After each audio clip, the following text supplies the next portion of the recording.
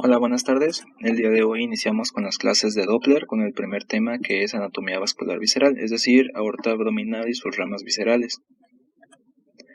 Como verán, se trata de un tema relativamente rápido y sencillo. Los objetivos de la clase: reconocer la anatomía normal y algunas variantes de importancia, sobre todo quirúrgica, comprender los patrones de flujo normales y sus posibles alteraciones fisiológicas. Además, claro, de brevemente revisar el tema de aneurisma aórtico y su protocolo de estudio por ultrasonido Doppler. De manera general, tenemos que la aorta abdominal se extiende desde T12 hasta su bifurcación en arterias ilíacas comunes a nivel de aproximadamente el cuerpo vertebral de L4.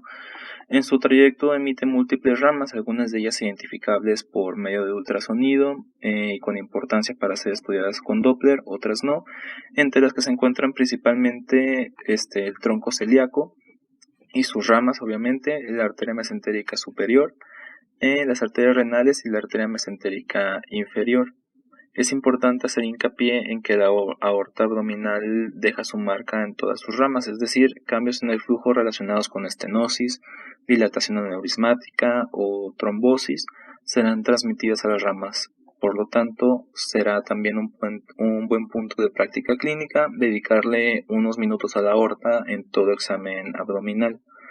Si sabemos ahora que la aorta deja su marca vascular, entonces podemos inferir que la porción previa al origen de las ramas de los órganos que requieren flujo constante, es decir, riñones, hígado, vaso, encontraremos una aorta con espectros de resistencia baja y que conforme avanzamos en sentido distal, este se va haciendo de alta resistencia, encontrando un promedio de velocidades entre 60 y 100 centímetros por segundo, aunque estos no son números fijos, como veremos ya más adelante. El tronco celíaco es la primera rama mayor de la aorta. Se origina en la superficie anterior y suele bifurcarse a 1 o 3 centímetros de su origen en la arteria hepática y esplénica. La gástrica izquierda, por su parte, no suele ser visible por ultrasonido, sin embargo, pues existe. Su configuración normal es la encontrada en la figura A, representando el 89% de los pacientes con un tronco común del que nacen las tres ramas mencionadas: la hepática, la esplénica y la gástrica izquierda. Sin embargo, hay variantes de importancia, sobre todo quirúrgicas, siendo clásicamente aquellos troncos hepatoesplénicos, con la gástrica izquierda saliendo independientemente de la aorta, el tronco hepatomesentérico y gastroesplénico, como en la figura C, un tronco común para la arteria hepática, para la gástrica izquierda, para la mesentérica inferior y para la esplénica, es decir, todas las ramas en un solo tronco, como en esta figura. Un tronco común para la hepática, para la esplénica, para la mesentérica superior, un origen independiente para la gástrica izquierda y un tronco común para la hepática, para la mesentérica superior, con salidas independientes para la gástrica izquierda y para la esplénica.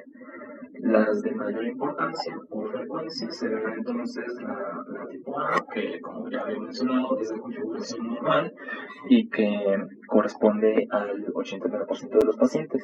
La B y la C representan el 4.5 y el 2% respectivamente.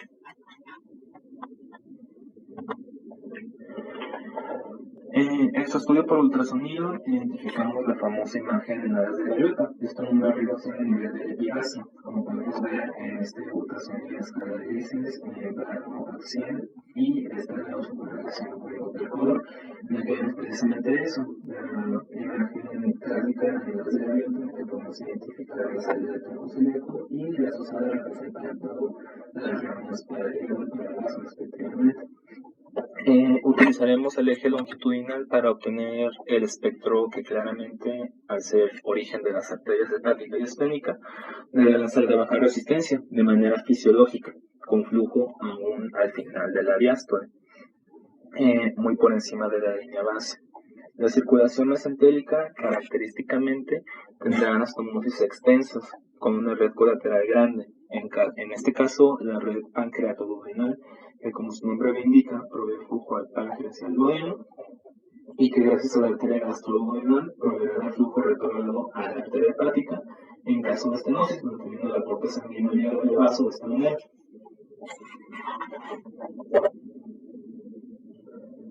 El ala que se dirige a la izquierda del paciente es la arteria esplénica, que tiene un trayecto tortuoso sobre el margen posterior superior del cuerpo del páncreas y posee un flujo turbulento secundario a este mismo trayecto tortuoso. Durante su trayecto también emitirá ramas pancreáticas, gástricas cortas y gastroepicloicas, que en circunstancias normales no identificamos por medio de ultrasonido. Al igual que el hígado, al tratarse de un órgano que requiere de flujo constante, su onda espectral será de baja resistencia, como ya lo vimos en la imagen anterior, con flujo al final de la diástole, por encima de la línea base.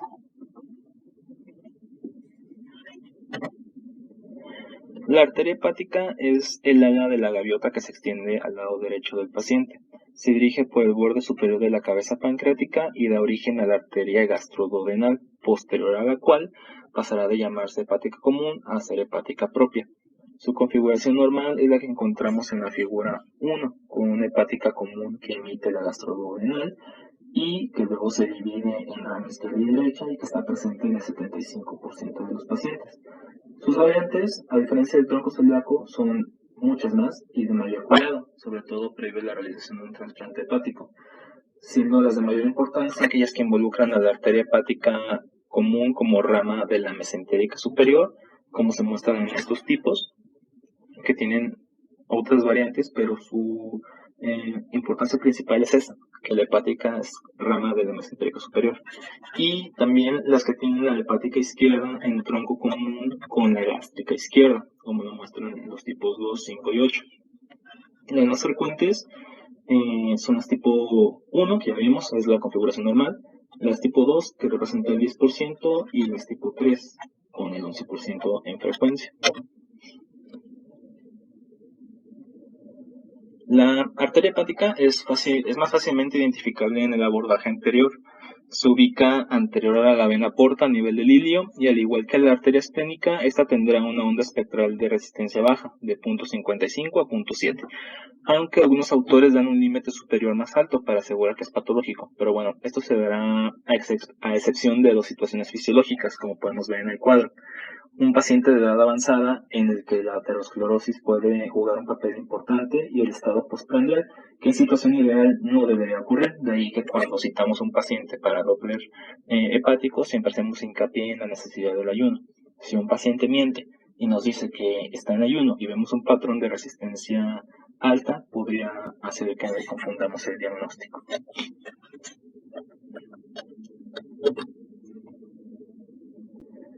La mesentérica superior se origina en la cara anterior, distal al tronco celíaco.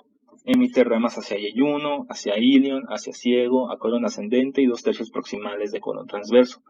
Como ya había mencionado, comunica con el tronco celíaco mediante la arcada pancreatoduodenal, asegurando flujo hacia el hígado y al vaso en el evento de una estenosis a ese nivel.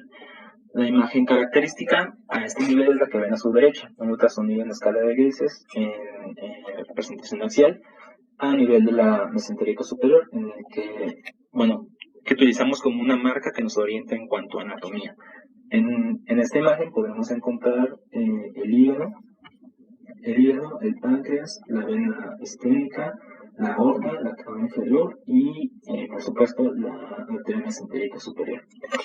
Por otro lado, la mesentérica inferior se origina en el aspecto anterolateral izquierdo de la aorta, por debajo de las arterias renales y emite ramas hacia colon distal y recto. Es mucho menor en calibre, por lo que puede ser difícil encontrarla, sin embargo, dedicándole unos minutos es posible.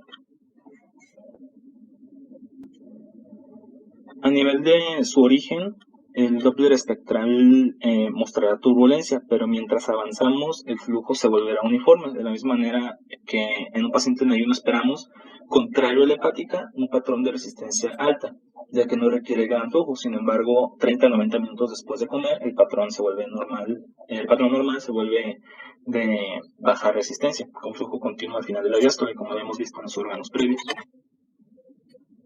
En este caso, el paciente se encuentra en ayuno, entonces es normal encontrar un flujo o un índice de resistencia alto, en este caso de 0.83.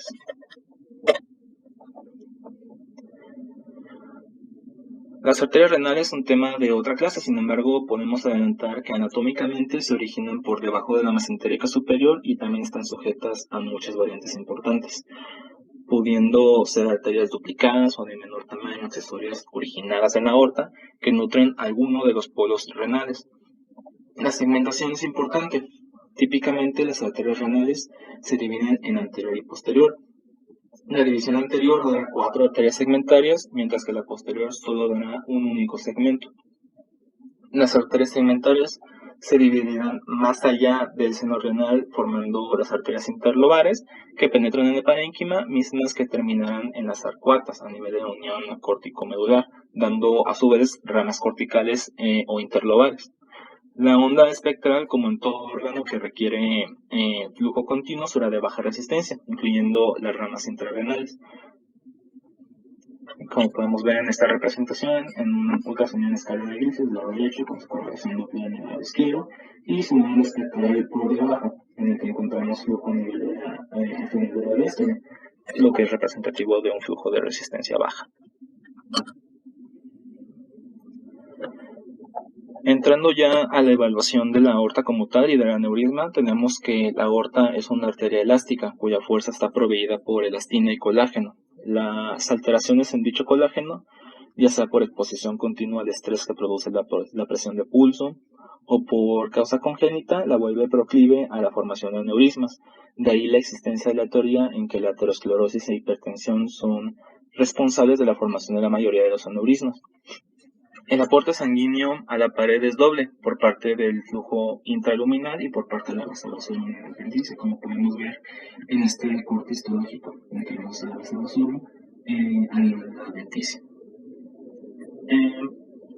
Hay un sitio de susceptibilidad a necrosis a nivel de la unión del segundo tercio con el tercero de la media, que predispone a disección y hematoma intramural. También, aunque no es recomendable usar valores fijos para la aorta en cuanto a su diámetro, como veremos más adelante, tenemos algunas pautas. A nivel del diafragma, en el hombre la medida promedio es de 27 milímetros y cercano a la bifurcación es de 21, siendo de 3 a 5 milímetros menor en la mujer a estos mismos niveles. La velocidad usualmente es de 70 a 110 centímetros por segundo, siendo menor conforme vamos envejeciendo. Y el índice de resistencia, como ya vimos previamente, será de baja resistencia a nivel suprarrenal y de alta resistencia de manera distal. Aquí dos imágenes representativas para mostrar las mediciones que mencioné antes, de 24 milímetros cercano al diafragma de su lado izquierdo y de 15 milímetros cercano a la bifurcación del lado derecho, las dos dentro de rangos normales.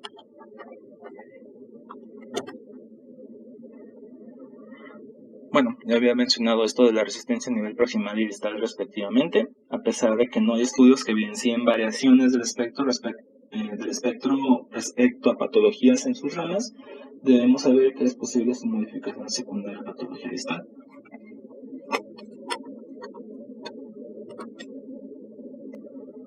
Entrando en patología frecuente, tenemos a la aterosclerosis.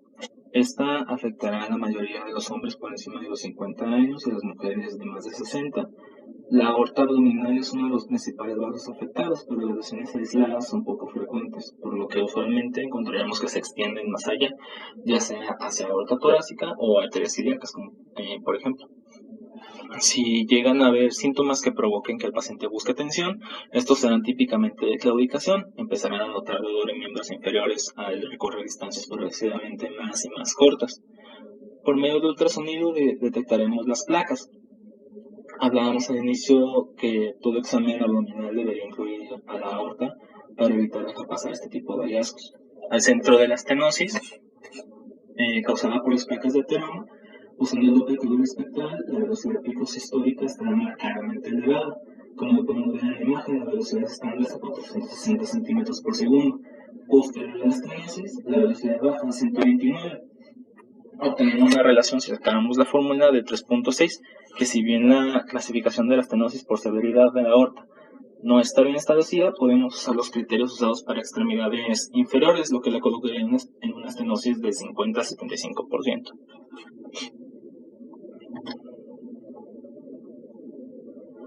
Entrando a aneurismas, tenemos que pueden ser clasificados por su morfología. En sacular, que representa menos del 1% de los aneurismas aórticos, aunque su mayor incidencia se encuentra en la aorta torácica.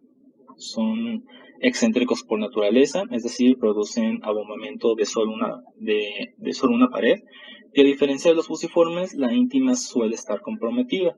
El fusiforme es el más común entre los aneurismas, y característicamente las tres capas, íntima, media y adventicia, están intactas. La localización es variable, sin embargo, en la aorta abdominal, el 80% son infrarrenales. Y en cuanto a las etiologías, estas pueden ser traumáticas, micóticas por salmonella, estreptococo y mucho más frecuentemente por cándida, distinguiéndose de otros aneurismas únicamente por hemocultivo, y las causas de vasculitis que causan inflamaciones de la vasa vasorum y por lo tanto necrosis.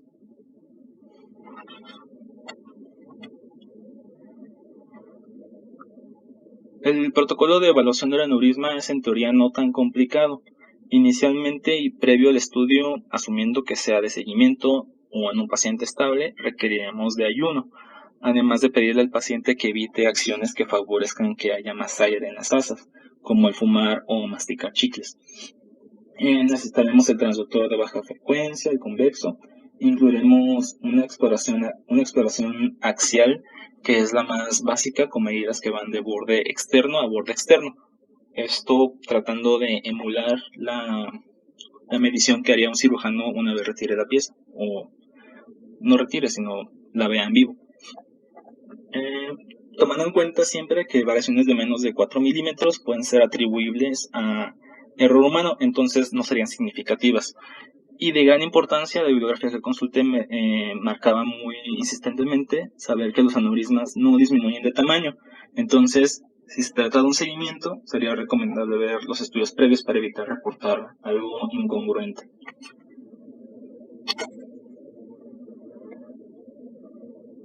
Como ya vimos, la exploración básica inicial incluye el barrido anaxial de toda la aorta abdominal, extendiéndonos idealmente a ilíacas comunes proximales, al menos documentando el diámetro máximo de la aorta a nivel del diafragma, de la mesentérica superior como punto medio y cerca de la bifurcación, siendo la medición más confiable la anterosuperior, por la forma en la que incide el rayo de ultrasonido. De su lado derecho les pongo una imagen representativa de un ultrasonido en escala de grises en axial, de una aorta en la que vemos francamente la luz libre anecoica, y envolviéndola se encuentra lo que podremos inferir como un tramo mural por su ecogenicidad aumentada. La medición anteroposterior será siempre la más confiable y la que usaremos para dar seguimiento, como ya les mencioné, por la forma en la que incide el rayo de ultrasonidos.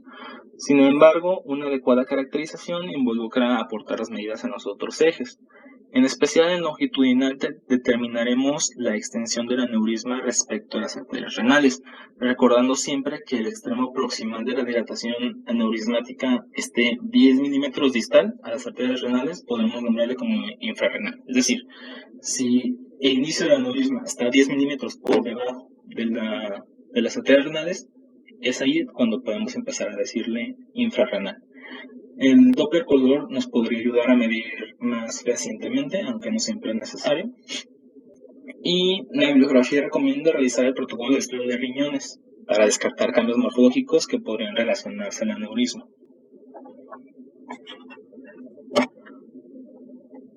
El seguimiento dependerá del diámetro máximo. De recordar siempre el número mágico, que será 5.5 centímetros, ya que es el límite. Aneurisma que mida esto o más tiene indicación de ser reparado quirúrgicamente de manera urgente. Unas diapositivas laterales habían dado medidas específicas de diámetros de la aorta, sin embargo, no es tan recomendable usarlos para diagnosticar aneurisma.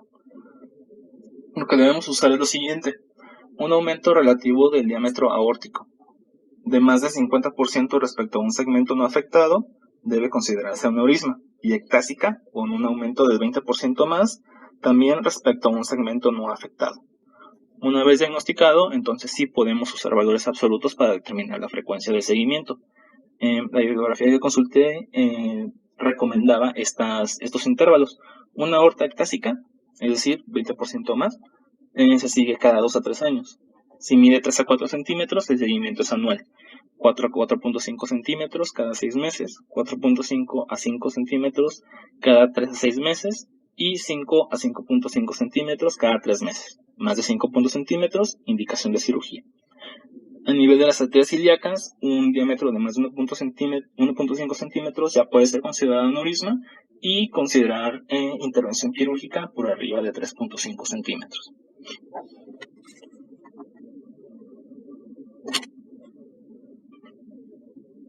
La disección ocurre cuando la íntima es separada de las demás capas por sangre que entra al la cual tiende a ser de mayor tamaño. Del lado derecho, una imagen de ultrasonido en escala de grises cortaxial, en la que vemos precisamente el flap íntima señalado por las flechas que separa la luz verdadera de la falsa. Este flap puede ser difícil de identificar por diversos motivos, distensión de asas, tal vez el equipo no es el adecuado, etc. O según el ángulo de incisión del rayo por lo que el Doppler color podría ser de ayuda. De especial importancia será establecer la presencia o no de flujo en la luz falsa. De no haber, entonces, estaremos ante una luz trombosada y verán consigo muchas otras características que tendremos que reportar, como de qué luz dependen las ramas viscerales, en qué punto se encuentra la entrada y salida de esta disección, etc. Sin embargo, esto es más trabajo para la evaluación por tomografía. Por ultrasonido nos vemos limitados en ese aspecto. El seguimiento posquirúrgico será mediante la revisión de la totalidad del injerto, obviamente. Será importante entonces conocer los tipos de reparamiento que existen. El primero de ellos es un injerto término-terminal, con anastomosis proximal y distal. El segundo, igual con anastomosis proximal y distal, pero con componente ilíaco. El tercero, un injerto con componente para las ramas ilíacas bilaterales, pero con anastomosis término lateral. Y en el caso de la figura D, el injerto es envuelto por la aorta nativa y cerrado. Por ultrasonido, los injertos de más de 8 años suelen ser difíciles de identificar por la fibrosis adyacente, independientemente del material del que sean hechos. Sin embargo, los que tienen menos tiempo tienen una apariencia distintiva, hiperecogénica, respecto a las paredes de la aorta, por lo que es más difícil de identificarlos.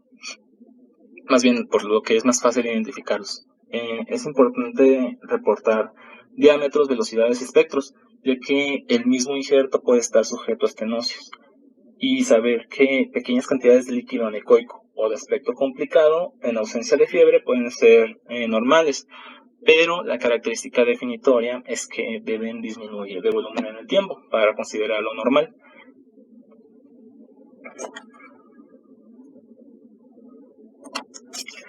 Y eso es todo. Les dejo mi bibliografía por si quieren revisar algo. Gracias.